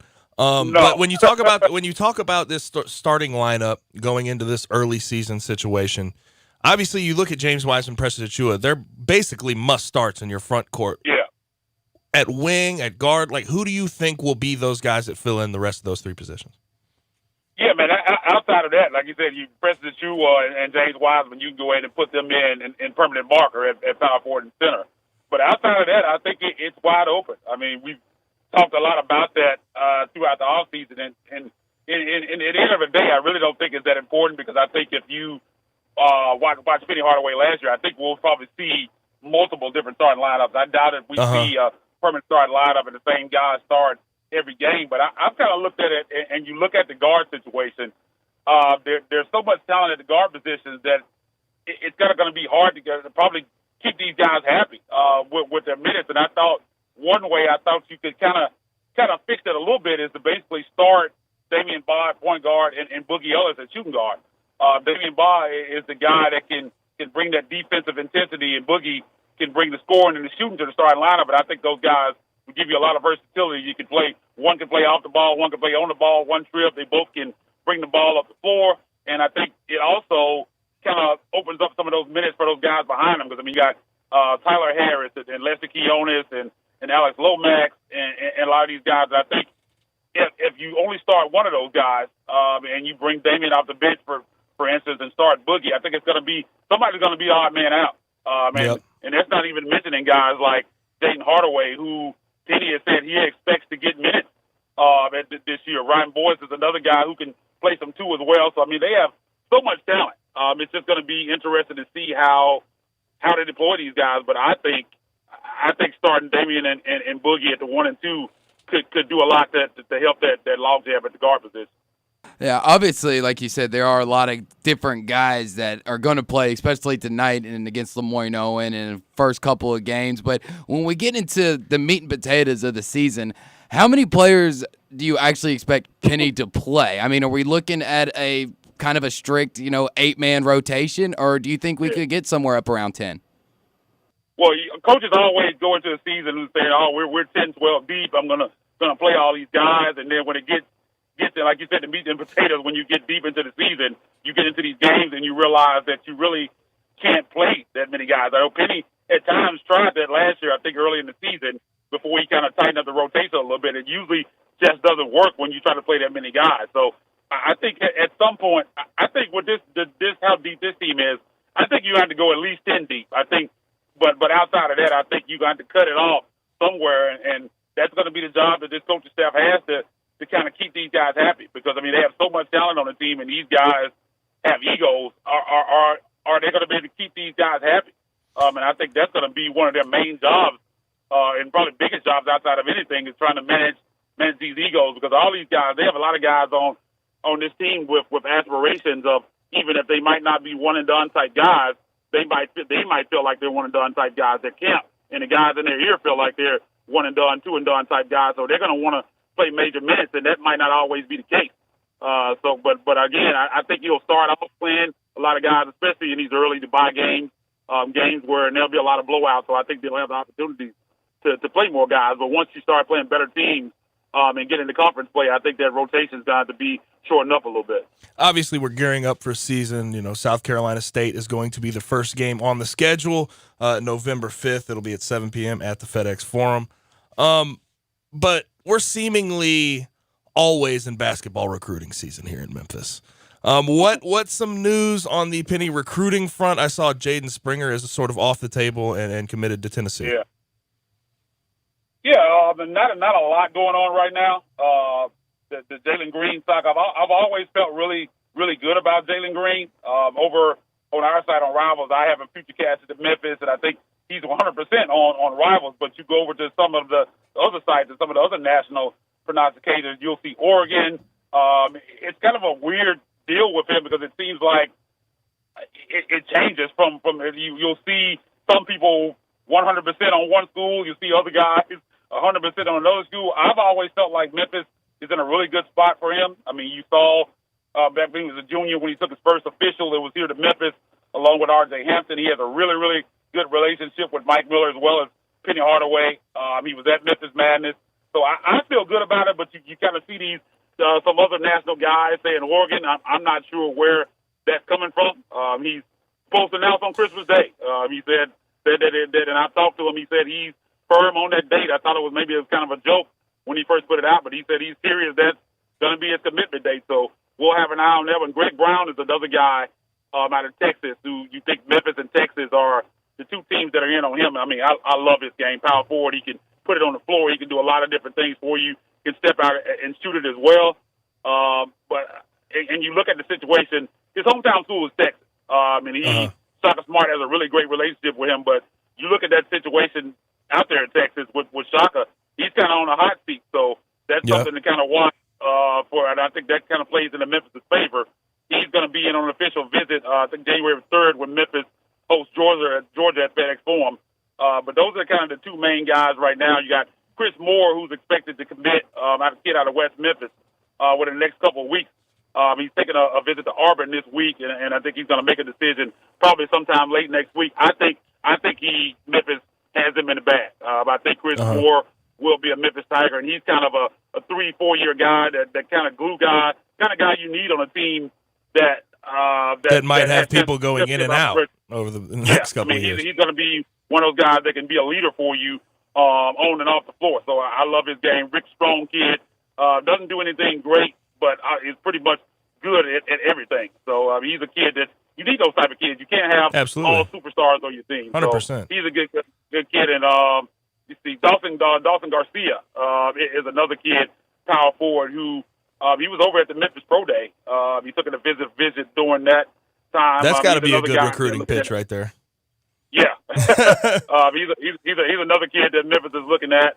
It could be a situation where it could be him or Greg Brown, but I think Garcia might commit first. He's kind of a lower tier. He's a 4-star prospect. But we'll see how that plays out. But those are kind of the three guys right now that Memphis is looking at. But it's kind of quiet on that front right now. I think these are mostly guys that are going to commit late winter or spring. So I know some Tiger fans are getting a little antsy because they don't have anybody signed. I think Chris Moore will probably break next week. But I think this team is shown. I think last year, outside of you got James Wiseman and DJ Jeffries committed early. But Yeah. a lot of the other guys committed in the spring. Yeah, and I they think did. You'll see the same. Yeah, I think you'll see the same thing this year. Before we transition to a little bit of football, obviously the Tigers taking on Tulsa at Tulsa this weekend. I just want to ask you what you think about the top 25 preseason rankings coming out. The Tigers came in at number 14. Tyler Harris and Penny had some choice words. Like, what do you think about that ranking? Yeah, Tyler Harris said that they kind of he posted the rankings when they first came out in the team's group chat, and they all felt like, he said he don't feel like there are 13 teams in the country better than them, and I kind of agree with that. I think I'm not upset with the ranking. It's about what I expected, but you get the number one group class in the country, you think you'd be a little bit higher than that, but I mean, I think you can take it as a positive. I think Penny has been there as a positive. I think he has his guys fired up. I think also with the AAC poll, Houston getting more votes than them in the AAC poll, I think it's ridiculous. You see, Memphis ranked number 14 in AP, and you look down, Houston would be 36th, and you're going to say Houston might be slightly better than them. I think that's pretty crazy, but I think Miss Penny is going to use this, and the guys will use it as motivation going into the season. So I think in a way it could be a positive, and I think they're going to prove a lot of people wrong. I think, especially nationally, I think there's going to be a lot of guys eating crow on this Memphis Tiger team as the season rolls along. Yeah, you just normally don't see a turnaround like that, like Memphis basketball has done. It's just a very interesting situation, and when you're ranking teams, I feel like you still have to throw respect where respect is due in the past, right? And I think that's where that is. But especially, I was gonna say real quick, especially when you're looking at rankings like Ken Palm, because I mean, they're 50th. Take into account things that happened last year and things like that. So it's kind of hard. I think Ken Palm had them 50. That took me aback right there.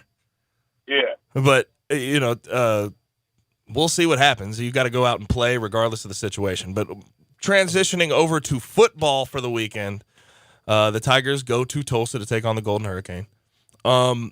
Essentially seems from the outside looking in, somewhat. I mean, could we classify this as somewhat of a trap game? I think so. I know Memphis is a 11-point favorite. I think last time I checked. But this Tulsa team is 2-5. But I think they're better than their record. This team play teams close. Has some talent. Yeah, I mean, you look at, even early on, I think Michigan State, I think they lost by 21. But I think they only gave up a little bit over 20 points, which was on the road to open up against the top 25 team. That's pretty impressive for a team that's not really expected to do anything. I know that doesn't sound like much, but you look at the game against SMU, in triple overtime, they should have won that one. If they had any semblance of a kicking game, they would have won that one. They played really well against Cincinnati for the first half of the game. So, I mean, this team has some talent. Quarterback Zach Smith, who had to sit out last year, came over from Baylor. I think if he had some protection, his offensive line has really let him down this year. I mean, I think they only brought back 2 starters. Their offensive line has really struggled. But he's the guy that if he can get some protection, he can kind of pick you apart back there. I know he's thrown 6 INTs on the year, but a lot of that is him trying to force things because he doesn't have time in the pocket and trying to make something happen. But I think he's extremely talented. They got 2 running backs in Shamari Brooks and Corey Taylor, who Shamari Brooks both area product. They're good backs. So they have some talent on this team. I don't think this is a game where Memphis can just go up there and show up and think they're going to win a football game. I think if they don't play decently well, I think Tulsa can put some pressure on them. I mean, it's their homecoming. It's a Saturday night game. So I think Memphis is going to have to go out there and play well and can't be looking forward to SMU if they're going to go out there and pull out a win. With the Tigers going into this week, I think Brady White coming off probably one of his best performances of the season, no doubt. and the talk around town has gotten quieter, but can Brady actually do enough to completely shut down the talk, or regardless of how well he does, is all the compliments and all the good talk around town just going to stay with Kenneth Gainwell?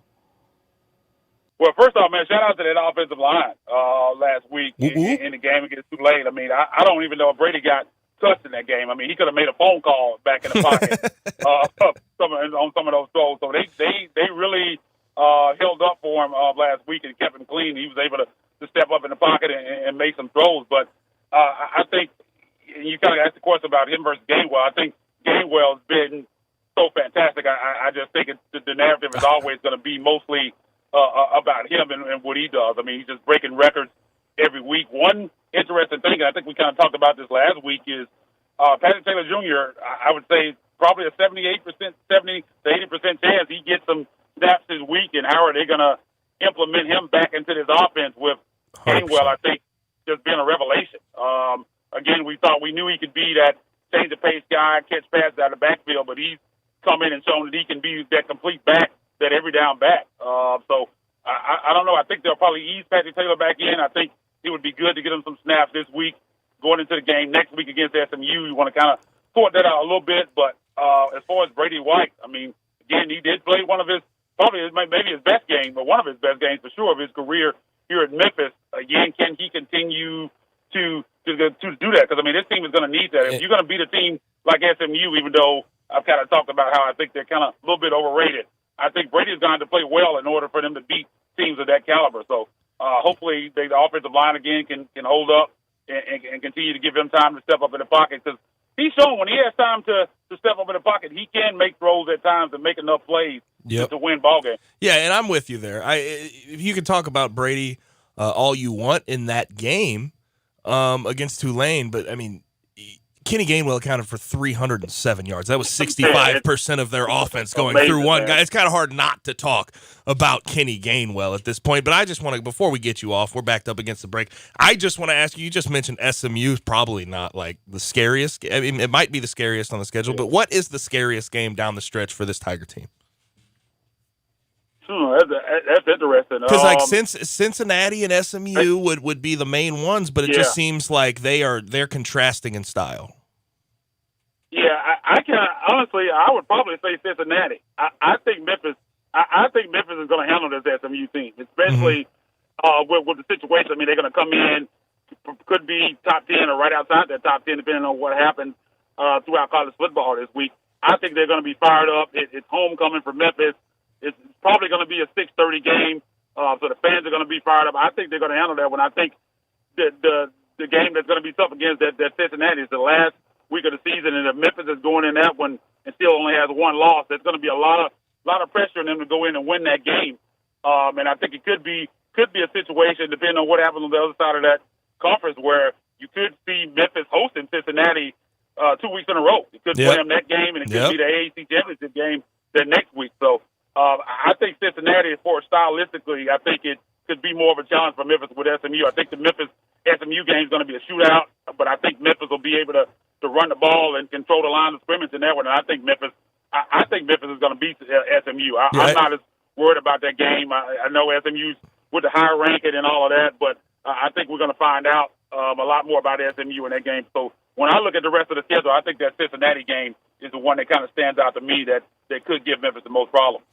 Yeah, obviously talking to Isaac Simpson, Isaac_rivals on Twitter. But I have to ask you real quick, what do you think about their possibilities for game day in 2 weeks? It's going to be interesting, man. I know that the Georgia-Florida, the cocktail party, is sitting out there, and I know that they've had both of those teams on game day already this year, but you know how the ESPN, those things, how they can be biased against bigger market teams. But I hope it happens. I would love it for the two non-power teams, Power 5 teams, both ranked in the top 25, to have that opportunity. I think it would be really cool to see, and it's a great story for the AAC. It would be a great platform. I still think it's a long shot. I know I've heard some things that said that it's a possibility, and they're kind of in talks already. We'll see. I got a feeling they still end up going Georgia, Florida, but I'm rooting for it, man. It would be big for Memphis and the program, especially to have it right here in the city, to have that opportunity. I think would be big for Mike Norvell and the Tiger program. For sure. He is Isaac Simpson, Isaac_rivals on Twitter. I appreciate it, Isaac. Oh, man, always enjoy talking to you guys, man. Talk to you next week. All right, man. We're late for a break, so let's do that right now, right here on Real Sports Talk. Sports 56, 96.1 and 87.7. Take Sports 56 with you on your phone or tablet. Download our official Sports 56 app today. You'll see the dedication in every single step. You'll see it in the smiles, when smiles are hard to get. You'll see it in the little things that add up to success. The caring and passion are the things that we love best. Wolf Chase Lemon Brace is your Mid-South provider for orthotics and prosthetics. They are an ABC-accredited facility, and their practitioners are ABC certified. At Wolf Chase Lemon Brace, their services include artificial limbs, legs and arms, braces of all kinds, and custom molded inserts. You can call them today at 901-507-7821 for their location on Highway 64 in between Germantown Parkway and Appling Road, or visit them at their new location in Jackson, Tennessee. That number is 731-660-5900, or visit them on the web at wolfchaselemonbrace.com. Dedicated our life to yours. Wolf Chase Limb and Brace. Warning, this product contains nicotine. Nicotine is an addictive chemical, not for sale to minors. Website restricted to adults 21 and over. I'd been smoking for a while. I tried vaping when it first came out. It just didn't work for me. But recently, I tried My Blue, and it actually gave me the nicotine satisfaction I was looking for. My Blue is easy to use, and it lasts all day. I even like having the different flavors and nicotine options. It's nice having a choice. I think other smokers will be surprised by My Blue. I certainly was. And right now, try My Blue for $1 at select retailers or myblue.com. Upgrade your commute at Acura of Memphis. Seize the thrill and test drive one of our award-winning models, each packed with cutting-edge technology, luxurious amenities, and a driving experience that's sure to awaken your inner self. Driving shouldn't be a chore, it should be an adventure. Advance your drive today. Shop our aggressive lease and finance options now. Luxury is waiting at Acura of Memphis, or shop online 24/7. Visit AcuraofMemphis.com. Is imitation the sincerest form of flattery? Not when it comes to your car audio. Stereo One is the leader in car audio, remote start, security, and more for the past 30 years. Stereo One is proud to announce the grand opening of their new location, 1983 Covington Pike, across from the Honda dealership. To celebrate their new location, Stereo One has marked down their entire inventory. Remote start systems at $129 with free installation. Subwoofer base packages start at just $199. Window tint starting at $129. The entire inventory of radios and touchscreens with features like Apple CarPlay, Bluetooth, and backup cameras are marked to go. Check out Stereo One before you buy online. Their knowledge, friendly sales staff, and pro installation team will take care of you. Visit the Stereo One new location today, 1983 Covington Pike, across from Honda, or visit their mega store at Mendenhall and Winchester. Make sure you go to the originators and not the imitators. Stereo One is still the one for your auto accessories. For over 25 years, Sports 56, 96.1, and 87.7 has been bringing you great local sports talk. With 13 hours of local talk daily, we continue to be Memphis's local sports leader. The day starts with Keith Parker and Elliot Wender on the Press Box from 6 to 7, followed by the Peter Edmiston Experience with CJ Hurt from 7 to 10. Sports 56 middays with Greg Gaston and Eli Savoy takes you through lunch from 10 until 1, and then John Harden brings you Johnny Radio's Happy Hour from 1 to 3. Dave Woloshin and Brett Norsworthy drive you home every afternoon with Sports Time with Wolo and Stats from 3 till 6. And John Rennie wraps up the day with Southern Sports Report from 6 to 7 before we turn things over to Fox Sports Radio to get you through the evening. We also bring you Ole Miss sports, NFL football, and the NCAA basketball tournament. Don't miss anything. Keep your radio locked in right here on Real Sports Talk. Sports 56, 96.1, and 87.7. Now back to Johnny Radio's Happy Hour. Kick it over here. This hour is brought to you by your CBD store, your one-stop for all your natural, organic, and non-GMO CBD products, where good health hits home. Here's Johnny Radio himself, John Harden. Not Johnny Radio. He's at home sick. Gabe Kuhn here with you with Drew Barrett on the other side. We are running out of time. It's been a quick day. Fun, but quick. I've enjoyed it. I have to, Drew. You make it fun, man. I appreciate that. We have a pick to give you, and there's college football tonight. We are going to have SMU and Houston. Houston, I can't lie. It's a very stinky line tonight. I don't like 14 points. I do not like SMU beating Houston by 14 points. Houston tends to stand up in certain situations, play good first halves, and sort of keep it close against ranked opponents. So I like the total. The total is 65.5. I think between SMU and Houston and how bad their defenses are, they get the over pretty handily. I don't really see it going any other way than that, because SMU, while they do score upwards of 45 to 50 points a game, they give up 27 a game. Houston has been absolutely killed by opposing quarterbacks this year with 300 passing yards per game, 18 TDs, and 4 INTs. So I think Shane Buechele will have a field day. I just think the points are going to start racking up. And by it's all said and done, I think about 80 as a point total is about fair. That's a lot of points, man. But, I mean, is Houston really going to show up? I mean, they've pretty much already given up on the season. I know historically they're really good against ranked opponents, but they've already given up. Well, I'll and say this. There's no fight left in that dog, man. Time out, because the week after all this stuff came out, they came out and beat North Texas handily by 20 points. So I think this team, while maybe you could make that argument, I still think they're going to score enough points to get that over, because that over is way too low, in my opinion, for a SMU-Houston matchup. What did you say the point spread was? It was 14.5? 14 flat.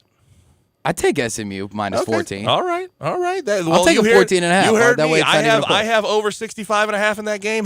Drew, are you taking it? Is that your? Sure, I'll take it. Okay. I mean, I'm not putting any real money on it, but I'll take it. Okay, man. Absolutely. Well, Wolo and Stats are coming up next. Our time is out here for today. Drew, I appreciate it. John, we appreciate you, even though we know you're bedridden. Good win last night. The Nationals handled business. But, like I said, Wolo and Stats are coming up next. They'll drive you home from 3 to 6. Make sure you keep it locked here to Sports 56, 96.1, and 87.7. Roll a few and put up the deuce. And if it's beef, put the piece down, throw up the dukes. It's time to change our ways so we can save the day. For the children's sake and make a better place to play. And if it's all good, break out your coupe and grip your wood. And if you're riding dirty, light your spliff and blow your... But do it real big, exactly like a player should. Enjoy your 24, do your thing and rep your hood. The world is all yours, but still we all grind. Forever in a day, the choice you make is really all fine. And all my homies gonna ride today. And all these mommies look fly today. And all we wanna do is get by today. Hey, we're gonna have a good day. Sundays and Mondays are special at the Butcher Shop, celebrating over 35 years of serving the Mid-South by giving a big thank you to you, their loyal customers. You can come in, relax, watch your favorite games, and enjoy hand-cut steaks along with a premium bar. Sunday and Monday nights from 5 until 8:30, you can get select entrees for $25. That includes a salad, baked potato, and bread, and you don't have to pick one, you get all three.